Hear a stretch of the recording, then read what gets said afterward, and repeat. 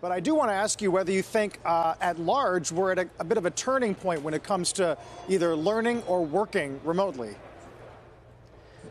Well, I think if I step back and I think about Citrix, we've spent the last 30 years focused on connecting people and information and doing that on demand. And we're fortunate enough now to work with roughly 100,000 enterprise customers around the world in every single geography and every market, really talking about how we can make people more productive, more engaged, and as a byproduct of that, just give them a lot more flexibility into the way work is changing.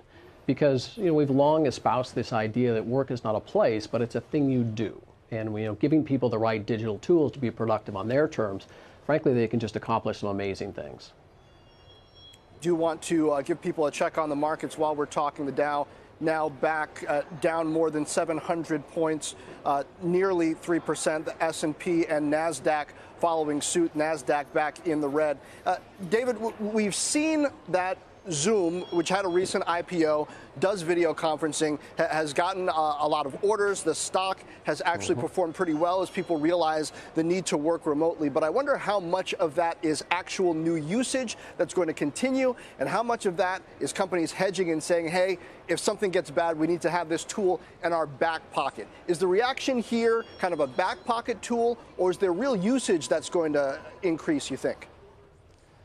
Well, I think collaboration tools, and whether you're talking about Zoom or GoToMeeting or many others, it's a part of the overall story. If you step back and you think about the environment that most of our customers are operating in, the typical Citrix customer has about 500 applications in their infrastructure, and those are the things that run their business on a day-to-day basis. And so giving their teams the ability to access those things on a regular basis that is secure, that is highly managed, that is available anytime, anywhere, that's really the complete picture that we talk to customers about, because video collaboration or email or some of the productivity solutions, it's really just a part of the overall set of challenges that they're facing. Really need to step back and take a much more holistic view of their overall infrastructure, not just in the scenario of business continuity, but really where work is going and the trends that we're seeing across demographics and ability to tap into new workforces.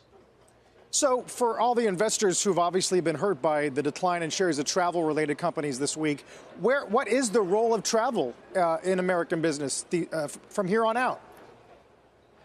Well, I think travel right now is somewhat of a temporary phenomenon that's being impacted. We're all still going to travel and collaborate in a lot of different ways. I mean, if you step back and you look at Citrix as an example, we basically build the solutions to allow our teams to be mobile. Everybody is effectively a mobile worker, and we typically have only between 25 and 50% of our teams in any office at one point in time, because they're out with customers, they're working from non-traditional locations. Everybody is effectively a remote worker. And so giving them the tools to enable them to do that is really, really critical. Never going to replace the ability to work face-to-face with a customer, a business partner, an employee, but there needs to be the level of infrastructure to be able to support all of these alternative work styles, whether we're talking about a current situation like the coronavirus or just much more broadly, the fact that we live in an environment that has a lot of disruption.